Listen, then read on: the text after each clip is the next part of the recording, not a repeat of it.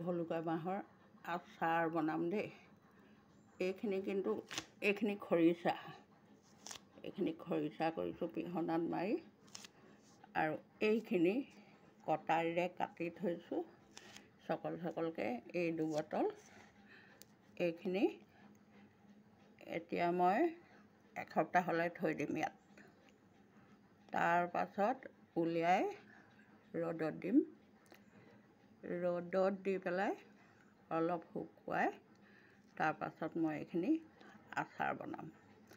আচাৰখিনি বনাওঁতে অকণমান মছলা আনিব লাগিব মছলা দি এইখিনি আচাৰ বনাম। আৰু এইটো হ'ল খৰিচা, এয়াই বনালোঁ আজি।